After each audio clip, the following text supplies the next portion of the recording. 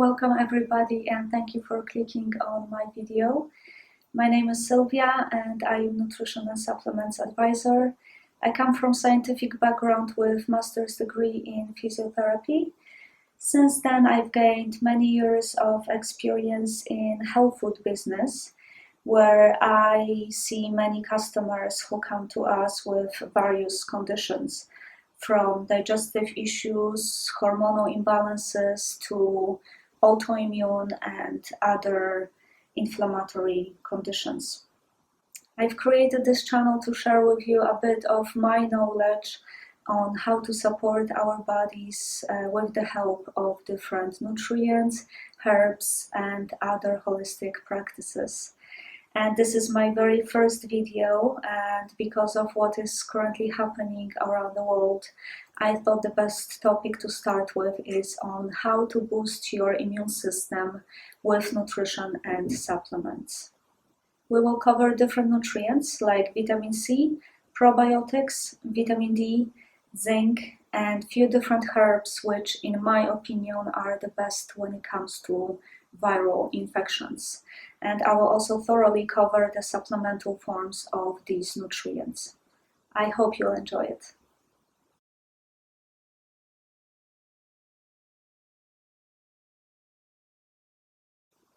Nutrition and supplements to boost your immune system. So if we want to provide our bodies with the best nutrients to keep our immune system strong, let's find out which those nutrients are and where to get them from. Vitamin C. So let's talk a little bit about vitamin C and how it works on our defense system. So a scientific name for vitamin C is ascorbic acid, and this nutrient has been shown in a number of studies to support so many different mechanisms in our body. Vitamin C is mainly found in white blood cells, which are an essential component of our immune system. So vitamin C helps to stimulate both the production and function of many of these types of white blood cells. And vitamin C also helps our bodies to produce antibodies, and these are proteins that our immune system uses to neutralize bacteria and viruses. So which foods we can get it from? So actually, this is the only essential vitamin that is not found in sufficient amounts in cooked animal products. But luckily, we can get it from plants. So from fruits, of course, citrus fruits like oranges, lemons, limes, kiwis, but we can also find it in various berries with very high levels in strawberries. And then we've got vegetables, very high levels in bell peppers, in spinach, in kale, sweet potatoes, and so many others. And let's not forget about herbs like parsley and thyme. Vitamin C supplements. So when to consider supplementation? Well, if you've been having a poor diet, if you are a smoker, if you're getting frequent colds, if you are chronically stressed, been lacking sleep, or if you suffer from certain health condition, you might want to consider taking a supplement. So when it comes to supplements, it can be a minefield with the choice of different forms, kinds, strengths, and I see it all the time with the amount of choice that can be pretty overwhelming for some customers.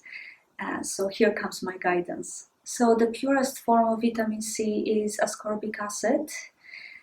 However, in nature, nothing is isolated, and that ascorbic acid is always present with different bioflavonoids. I like to see vitamin C supplement containing bioflavonoids because I believe in holistic approach when things are as close to the nature as possible. So those added bioflavonoids could be individually listed, or they could be in a form like rosehip extract or acerola cherry extract. So the next one is so-called low acid vitamin C, which is ascorbic acid bound to a mineral, making it in ascorbate form. And that could be in a form of calcium ascorbate, sodium ascorbate, or less seen, but actually perhaps the best one when it comes to high doses, and that's magnesium ascorbate. So pure ascorbic acid might irritate some people with very sensitive digestive systems, especially when it's also taken on an empty stomach. So if that's the case, then I recommend going for low acid vitamin C. And there's also vitamin C called ester C, and that is patented form of low acid vitamin C. And it is claimed to be more active and longer lasting form of vitamin C because it contains other vitamin C metabolites. So vitamin C in its natural state is a water-soluble nutrient, and that means it dissolves in water, that we don't store it, and that it doesn't stay in our blood for long, and that we will excrete the excess with urine. In that case, for maximum benefits, we should consume it often, quite often, at least 3 times a day, but some people go for it even every hour. So we should go for high enough doses, but just below bowel tolerance, and that means we don't cause diarrhea. There is another option which is much easier, but not necessarily cheaper, and that brings me to the next type of vitamin C, which is liposomal vitamin C. And this is quite a different type of vitamin C. Sometimes it's also called lipospheric vitamin C, and this one is dissolved in fat. So that the main difference between regular vitamin C and this one is their delivery system and absorption rate. So while there are also claims that we can only absorb 200 milligrams at once of regular vitamin C, which gives us 20% in case of the ordinary dosage, which is 1000 milligrams of vitamin C. When it comes to liposomal vitamin C, the absorption is as much as 93% of the same 1000 milligram dose.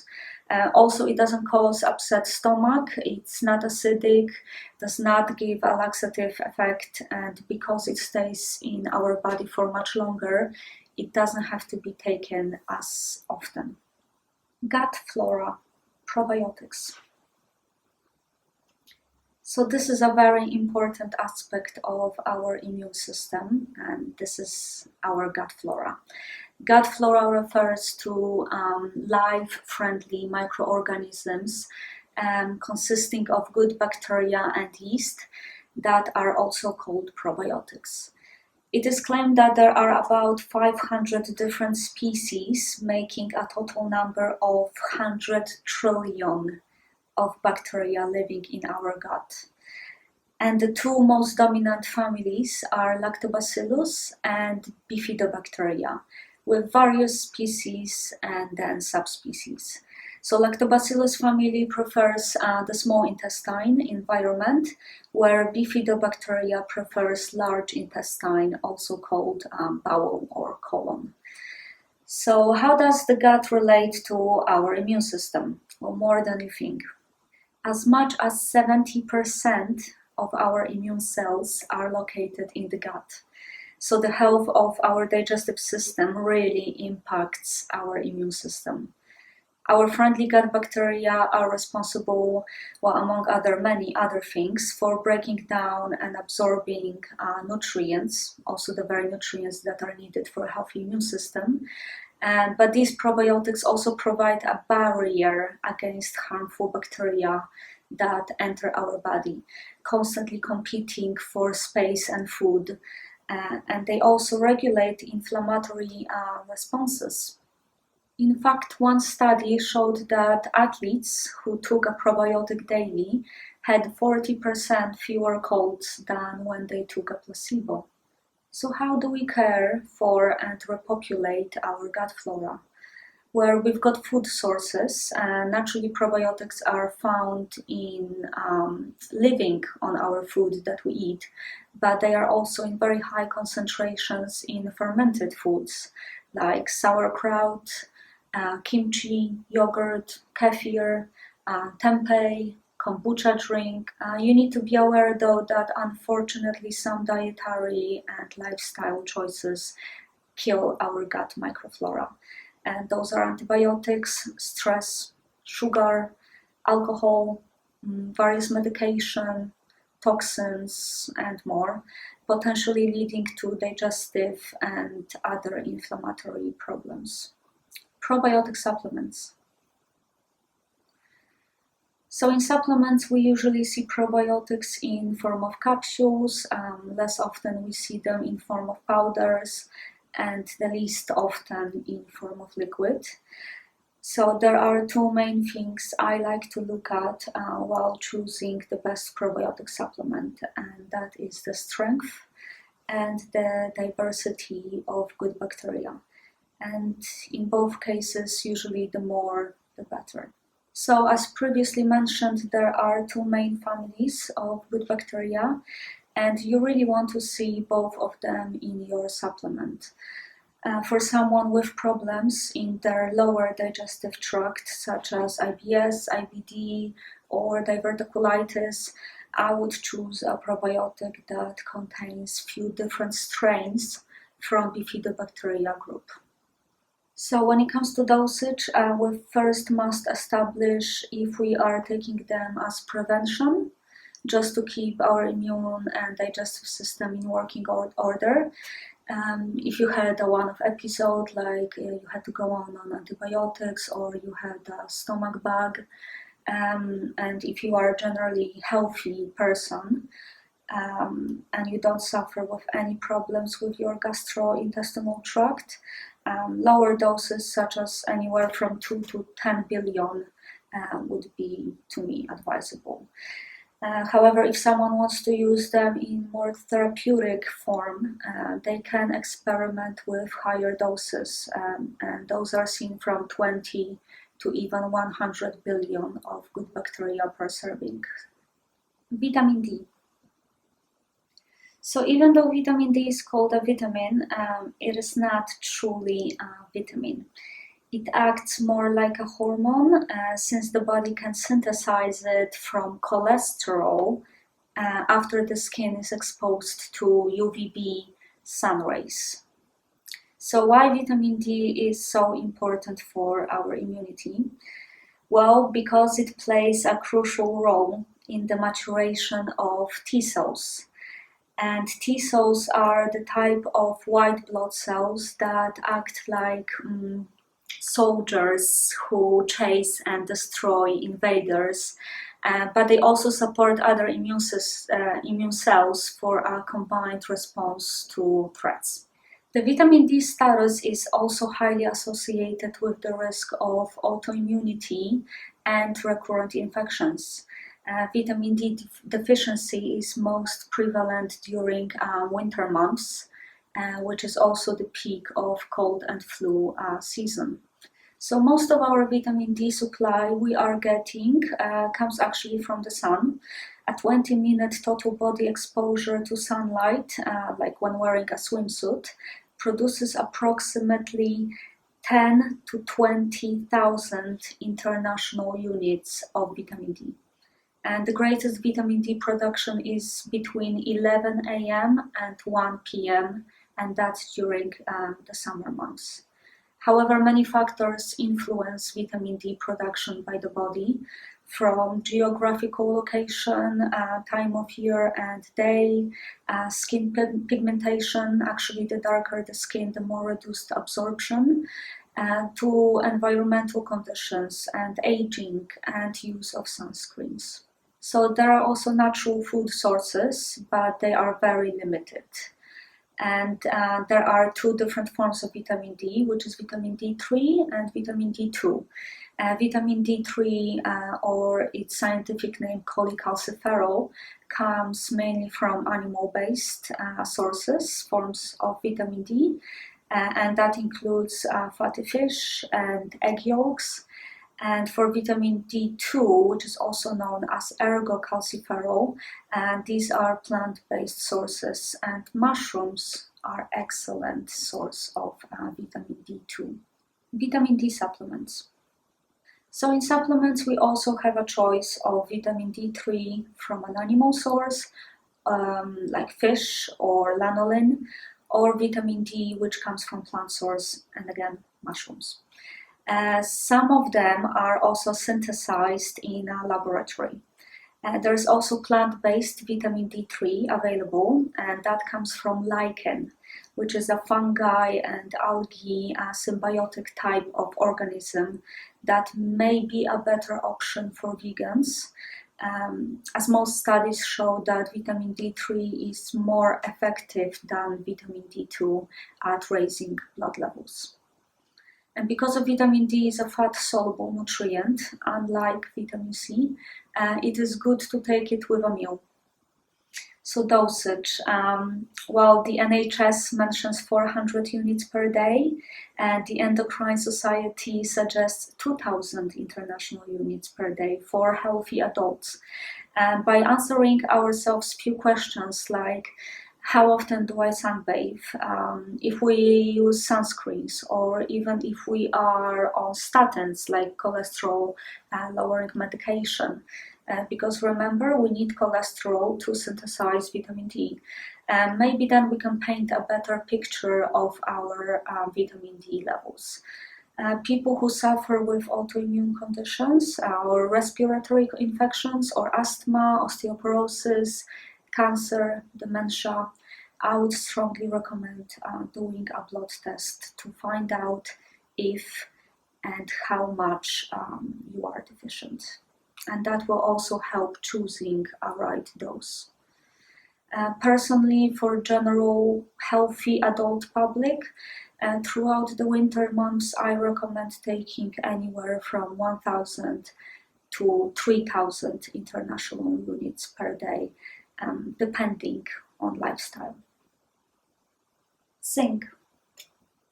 So another important nutrient for our immune health is zinc. Zinc is crucial in defending our bodies against different pathogens. It also protects us against an overactive immune system, and that can cause autoimmune diseases or chronic inflammation and different allergies. Zinc stimulates production of certain white blood cells, and also it helps with communication between them in our innate and adaptive immune system. It's actually estimated that up to 30% of older adults are considered to be deficient in this mineral. So what are food sources of zinc? So from plant-based sources, we can find zinc in beans, in lentils, chickpeas, pumpkin seeds, hemp seeds, walnuts, and lots of whole different grains. But there are also animal food sources of zinc, with seafood being the highest. Men might need higher requirements of zinc, as it is needed for testosterone production. And people with gastrointestinal issues, they might experience problems absorbing zinc. And that's when I would consider zinc supplementation. Zinc supplements. So numerous studies reveal that zinc supplement may protect against respiratory tract infections, like the common cold. Like with other vitamins and minerals, we can find different forms of zinc with differing rates of absorption. The best forms, in my opinion, are zinc citrate, chelated zinc, or in picolinate form. I would personally avoid oxide or gluconate form of zinc because these are not very easily absorbed by our body. And there's also hydroxide form of zinc that comes in liquid, and it is a supplement that can be also used as a test to get a rough idea of your current zinc levels. It is actually measured based on your personal taste of this ingested solution. So when it comes to dosage for a short-term supplementation, I would recommend going somewhere between 30 to 50 milligrams really maximum, and that's only for 2 months. For long-term supplementation, that may require including copper. These two minerals work against each other and they compete for binding sites, which could potentially cause imbalance. So for long-term supplementation, 15 milligrams of zinc to 1 milligram of copper, that's the best. Herbal remedies for the immune system. So there are also some herbal remedies, whether in form of capsules, tincture or oil, that might be helpful at modulating your immune response and act as natural antibacterial and antiviral. Echinacea. So echinacea is probably one of the most researched herbs, and taking it for the prevention of colds and flu is well supported by science.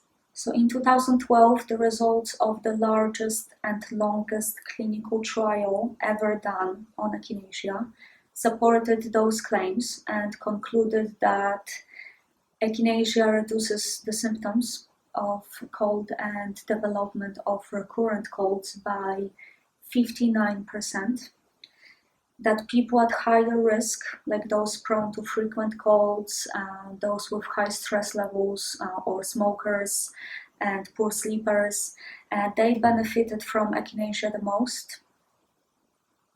That is safe to take echinacea daily over a long term. Echinacea is not for you if you are on immune suppressant medication or if you are allergic to daisy family plants. Oregano oil. Oregano oil has been used in traditional herbal medicine for centuries to relieve respiratory ailments, cold and flu symptoms as well. And now, thanks to a lot of research and studies done on active components found in oregano oil, healthcare practitioners use it for various conditions because of its antibacterial, antiviral, and antifungal properties. But it's still most associated with respiratory and immune system health. Elderberry. So elderberry also goes by its Latin name, Sambucus, and those dark purple berries promote a healthy immune response against viruses. They are driving immune cells to the area to help clear infection. The active ingredients found in elderberry can also directly inhibit the virus entry and replication in human cells. A very strong effect of elderberry extract is also found in post-infection period, as it's really helpful in recovering immune function. Olive leaf. Olive leaf extract comes from the leaves of the olive tree, and the active ingredient found in olive leaf has an ability to inactivate viruses and make them incapable of replication and growth, which is allowing the body to fight and destroy those viruses. Olive leaf also stimulates your body's certain white blood cells production, and olive leaf also kills unfriendly bacteria and unfriendly yeast. What's also great about olive leaf is that it's very safe and it can be taken for long term on daily basis. That's all I prepared for you today, guys. I hope you found this video informative and we'll look forward to more. Please leave a like or comment so I can interact with you and perhaps answer some questions.